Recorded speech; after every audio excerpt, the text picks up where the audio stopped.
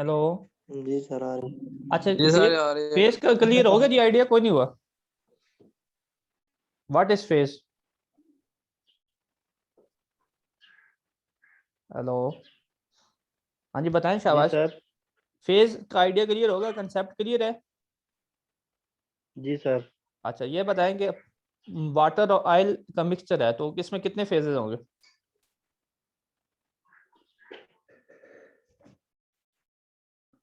हाँ जी बोलें, शाबाश। एक ही सर। सर एक, दो हो गए फिर। सर दो। दो एक होंगे। हाँ जी, कोई और बताए? कौन सा? ठीक है जी, एक एक वाला या दो वाला? दो फेजेस होंगे। क्यों? कि आपके पास ऑयल ऊपर वाली सरफेस पे आ जाएगा, वाटर नीचे पे वाली सरफेस पे आ जाएगा। तो आप एग्जैक्टली ये डिफाइन कर सकते हैं कि ऊपर वाली चीज एक अलग होमोजिनाइज्ड है और यूनिफॉर्म है, और नीचे वाली क्या है जी? वाटर एक अलग होमोजिनाइज्ड और यूनिफॉर्म है। ठीक है, यानी कि आप बाउंड्रीज को डिफाइन कर सकते हैं कि यहाँ से ऊपर जो है ऑयल है, यहाँ से नीचे ऑयल नहीं है।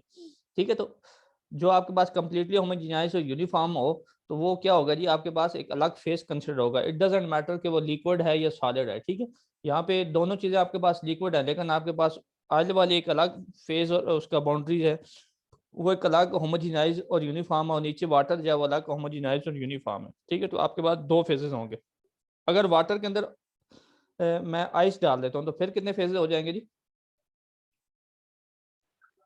फिर सर एक ही। वाटर के अंदर आइस डालता हूँ, दो। दो फेजेस होंगे। ठीक हो गया जी? एक फेज आपके पास वाटर है, और एक आपके पास आइस सॉलिड और लिक्विड, दो फेज होंगे। ठीक है, तो आपके पास पानी के अंदर बर्फ आपको कंप्लीटली पता चलेगी कि ये बर्फ है। ठीक है, ये आइस है और ये वाटर है, तो वो एक अलग डिफाइंड हो जाता है ना कि ये इसकी अलग ये बाउंड्री, यहाँ पे आइस है, यहाँ पे वाटर है। ठीक है, तो वो क्या होगा कि आपके पास दो फेजेस होंगे। ठीक है। अच्छा, आप ये बताएं कि लीमू की शिकंजी बनाई हो तो वो कितने फेजेस होंगे? एक ही सर। सर एक ही होगा। एक ही होगा जी। अगर आपके पास वो सॉलिड पार्टिकल्स कंप्लीटली होमोजेनाइज्ड हैं, पूरी आपके पास लिक्विड के गिलास में मौजूद है, तो वो क्या हो जाएगा जी? आपके पास एक ही फेज हो जाएगा। ठीक हो गया। अगर वो सॉलिड पार्टिकल नीचे बैठे हुए हैं तो फिर आपके पास दो फेज हो जाएंगे। ठीक है, क्लियर है जी? आगे चलें। और कोई जी एग्जांपल सर। आप, इसके अलावा कोई और एग्जांपल?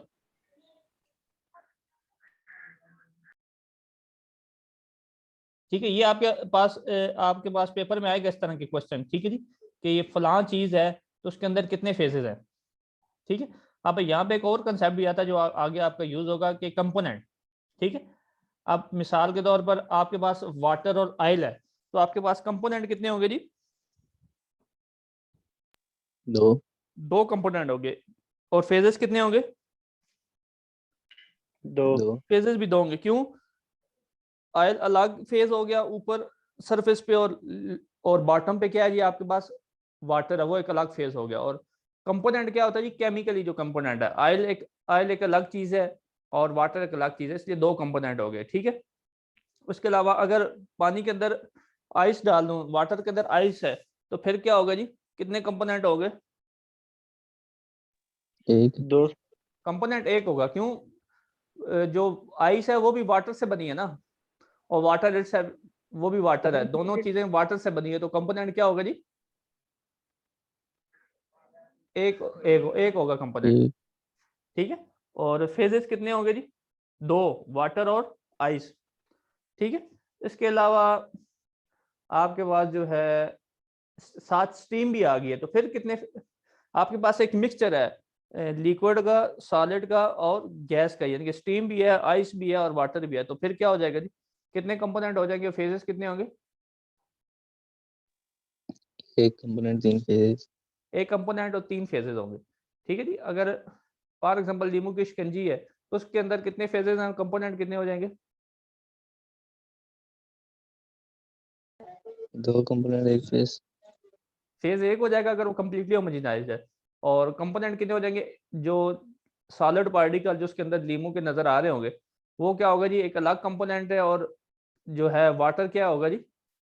एक अलग कंपोनेंट है। ठीक है, तो ये आपके पास पेपर में क्वेश्चन आपके पास ऑब्जेक्टिव में आएगा जी, कि एक फलां सिस्टम है XYZ, कोई भी सिस्टम, उसके अंदर बताएंगे how many number of components.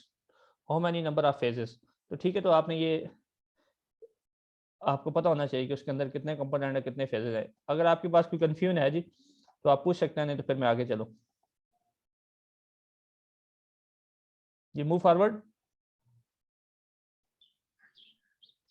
Yes और नो। Yes sir. चलिए सर ठीक है आगे। जी।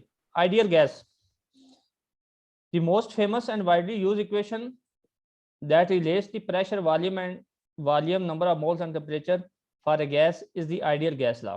ठीक है, इसको कहते हैं जी आइडियल गैस लॉ। ये आपको पता ही याद है, P is equal to N R T. P आपके पास एब्सोल्यूट प्रेशर है, वी आपके पास वॉल्यूम है, और एन क्या नंबर ऑफ मोल्स हैं, R is the universal gas constant, और टी आपके पास एब्सोल्यूट टेम्परेचर है।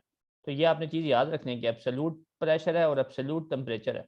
ठीक है, तो ये बताएं कि एब्सोल्यूट टेम्परेचर क्या होता है जी, एब्सोल्यूट प्रेशर क्या होता है।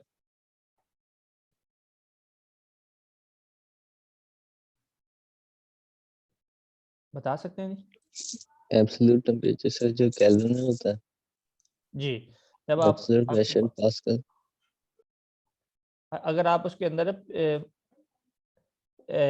एटमॉस्फेरिक प्रेशर ऐड कर देंगे तो आपके पास एब्सोल्यूट प्रेशर आ जाएगा। यानी कि जो आपके पास गेज प्रेशर है उसके अंदर आप क्या ऐड करेंगे जी, एटमॉस्फेरिक, तो वो आपके पास पी एब्सोल्यूट आ जाएगा।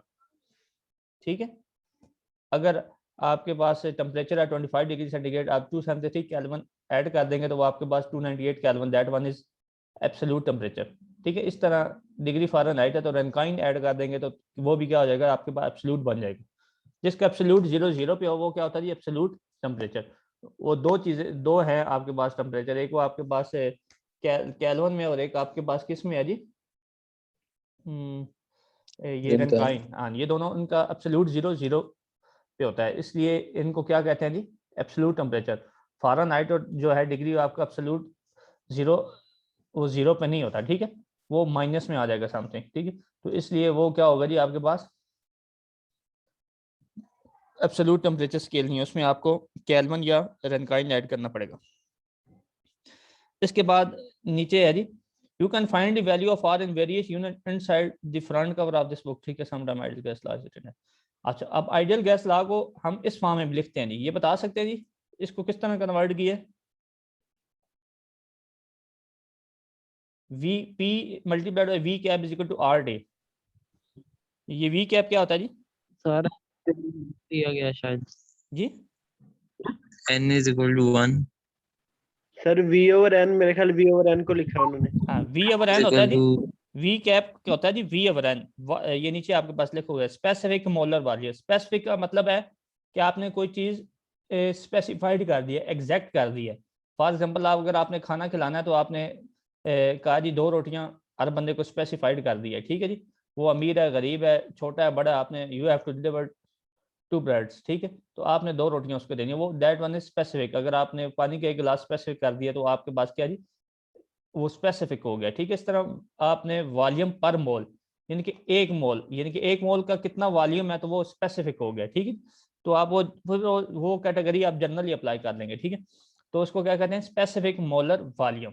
ठीक है, when the gas volume are involve in problem. ठीक है, ये आपको पता होना चाहिए। ठीक है, ये ऑब्जेक्टिव में पूछा जा सकता है जी। अच्छा, the inverse of specific volume is molar density, moles पर वॉल्यूम। मोल पर वॉल्यूम क्या होता है जी, डेंसिटी होता है। ठीक है, अगर सिंपल मैस पर वॉल्यूम हो तो क्या होता है जी, डेंसिटी।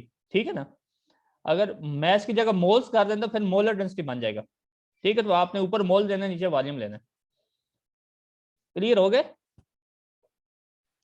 जी सर। जी सर। ठीक है, यहाँ तो कोई कंफ्यूजन है जी, पूछें शाबाश।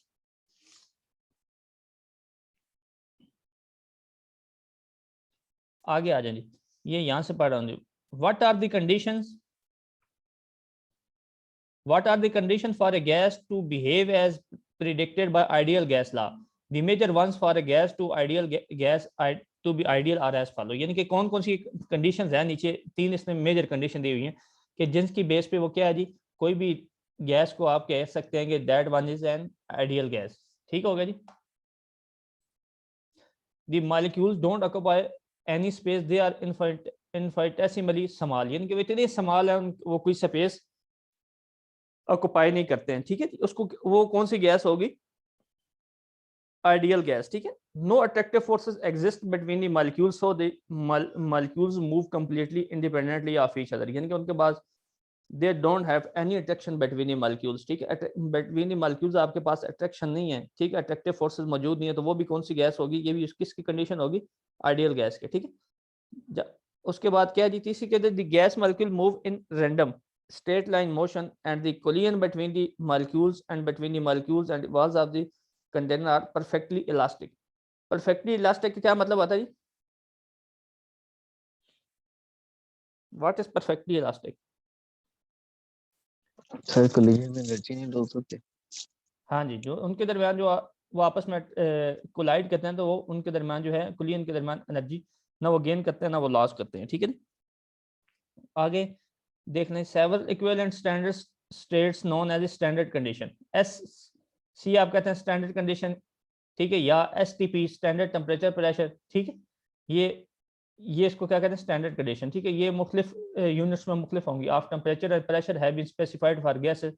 अच्छा, note that the standard condition for the SI universal specific and American engineering system are exactly same condition but in different units. On the other hand,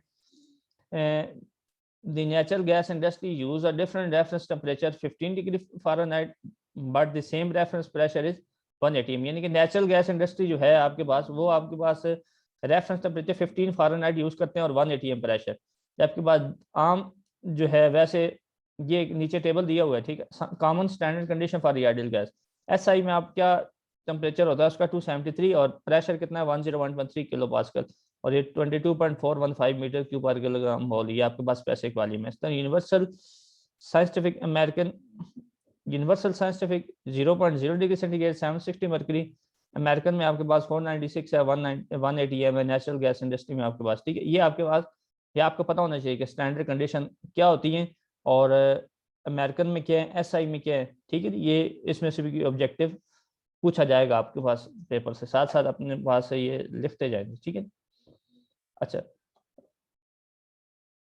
what is the, ये एग्जांपल देखते हैं। For example, what is R for 1 gram mole of ideal gas with the volume in cubic meters, centimeter, pressure in atmosphere and temperature in Kelvin, ठीक। R is equal to PV gamma is equal divided by T, ये आपने standard condition ले ली है ऊपर वाली जो table में दी है।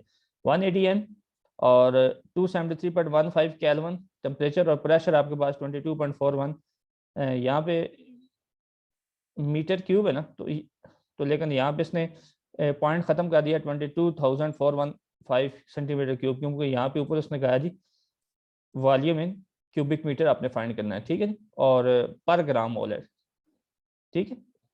तो यानी कि उसको भी इसने क्या कर दिया, कन्वर्ट कर दिया, ग्राम को किलोग्राम को ग्राम में कर दिया, ठीक है। तो ये आपके पास, इसको जब आप कैंसिल आउट करेंगे, कैलकुलेट करेंगे, तो आपके पास आंसर आएगा 82.06 सेंटीमीटर क्यूब ATM पर केल्विन ग्राम मोल, ठीक है। ये आपके पास R की वैल्यू इस यूनिट में आपके पास आगे मुख्तलिफ न्यूमेरिकल्स में यूज़ होगी, ठीक है। एक तो हम वो जर्नल यूज़ करते हैं 8.314, ठीक, तो वो और यूनिट्स हैं। तो यहाँ पे अगर सेंटीमीटर क्यूब ATM केल्विन और ग्राम मोल इसमें आप यूज़ करेंगे तो आपके पास 82.06 आ जाएगा, ठीक है। यहाँ तक कोई कंफ्यूजन है जी, स्टार्ट से लेकर यहाँ तक कोई कंफ्यूजन है तो पूछें, शाबाश।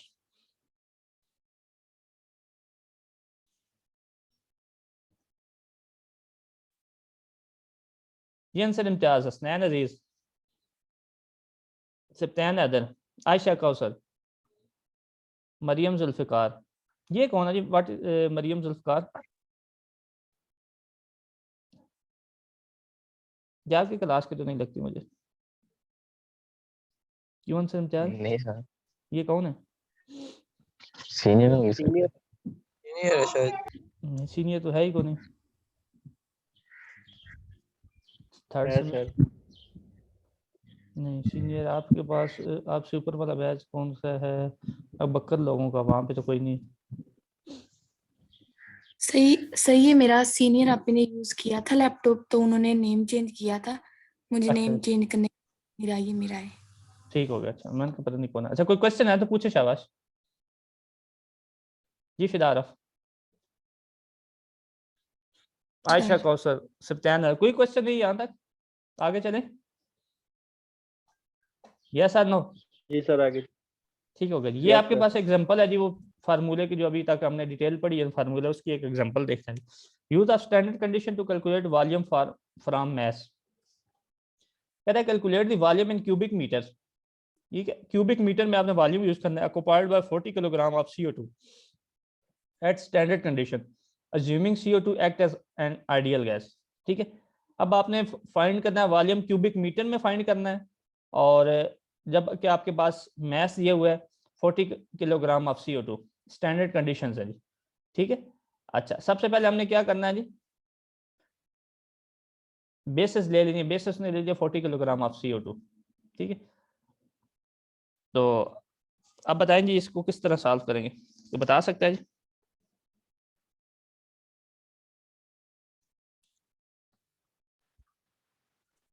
बताएं शाबाश।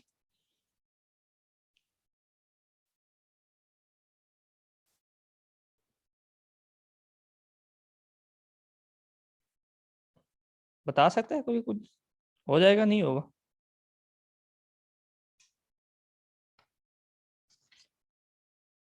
सिंपल। सर देखने किलोग्राम मोल में कन्वर्ट किया हुआ है, बाद में मीटर क्यूब में कन्वर्ट कर दिया। ये इस तरह भी हो सकता है, आप दूसरे तरीके से भी कर सकते हैं। P इक्वल टू NRT लगा दें। ठीक है, P आपके पास स्टैंडर्ड कंडीशन में आपने निकाल लेना है जी। ये ऊपर आपके पास कौन सा है जी, ये वाला।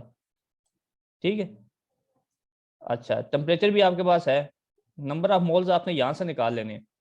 ये आपके पास 40 किलोग्राम है ना, तो 40 किलोग्राम डिवाइड बाय 44 करेंगे तो वो किलोग्राम मोल आ जाएगा।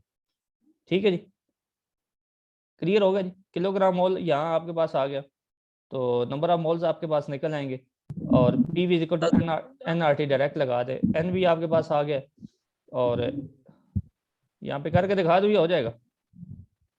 करके दिखा दें, नहीं पता चल रहा कर दे है। अच्छा एक मिनट, किधर गई?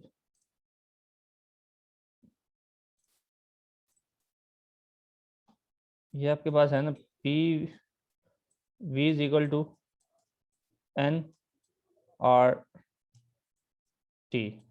ठीक है जी, आपने फाइंड करना है जी V। ठीक है, तो यहाँ पे नंबर ऑफ मोल्स आप किस तरह निकालेंगे, 40 डिवाइडेड बाय, ये उसका मैस है ना, किलोग्राम। ठीक है, तो यहाँ पे आप इसको किस पे डिवाइड करेंगे, 44 पे। ठीक है, ये आपके पास क्या बन जाएगा जी, मोल्स। ठीक है जी, किलोग्राम मोल बन जाएगा ना, 40 डिवाइडेड बाय 44, ये आपके पास क्या आ जाएगा ना, kg मोल। ठीक है, मल्टीप्लाई आर वैल्यू अभी आपने निकाली ऊपर 82.06। ठीक है जी, 82.06, इसकी यूनिट थी आपके पास सेंटीमीटर क्यूब, मल्टीप्लाइड बाय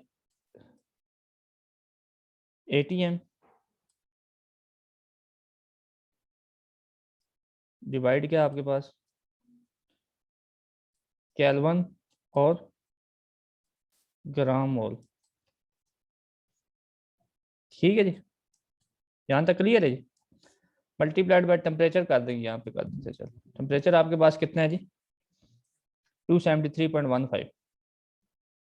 यहाँ पे समझ आ जाएगा, यहाँ पे कर देते 273 डायरेक्ट लिखते हैं शॉर्ट करके, ये केल्विन आपके पास। सर प्रेशर किधर लिखा है आपने? प्रेशर अभी ये डिवाइड करना है, प्रेशर आपके पास क्या है जी, ओके सर। ATM इधर यूज हुआ है ना, तो आप 1 ATM लिखते हैं। ठीक है, ठीक है, ATM से कैंसिल हो जाएगा, किलोग्राम मोल से कैंसिल हो जाएगा। ठीक है, और उसके बाद कौन सा, और केल्विन है ये आपके पास, केल्विन किससे कैंसिल होगा, यहाँ पे एक मिनट हो गई, यहाँ पे गलती हो गई, ये ग्राम मोल है जी, केल्विन डॉट ग्राम मोल है। तो यहाँ पे आप क्या करेंगे, इस किलोग्राम को ग्राम में कन्वर्ट कर लेंगे, तो वो यहाँ ग्राम से कैंसिल हो जाएगा, ये केल्विन है, ये केल्विन से कैंसिल हो जाएगा, आपके पास पीछे क्या बच जाएगा जी, सेंटीमीटर क्यूब। ठीक है जी, और आपने फाइंड किस में करना है, सेंटीमीटर क्यूब में आपने फाइंड करना है। तो यहाँ से आप बाकी कैलकुलेशन निकाल लेंगे जी। इज इट क्लियर है जी? सर कंफ्यूजन ये है? प्रेशर के वाले को 180 है,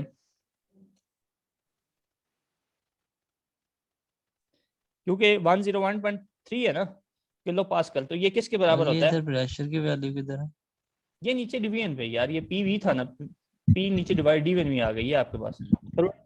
टेबल वाली हाँ तो वो सेम होती है ना, अब 101.3 किलो पास्कल है तो अगर उसको एटीएम में करेंगे तो 1 ATM आ जाएगा, बट डायरेक्ट आपके पास यहाँ से 1 ATM लेके कैंसिल हो जाएगा, बजाय उसको आप फिर वो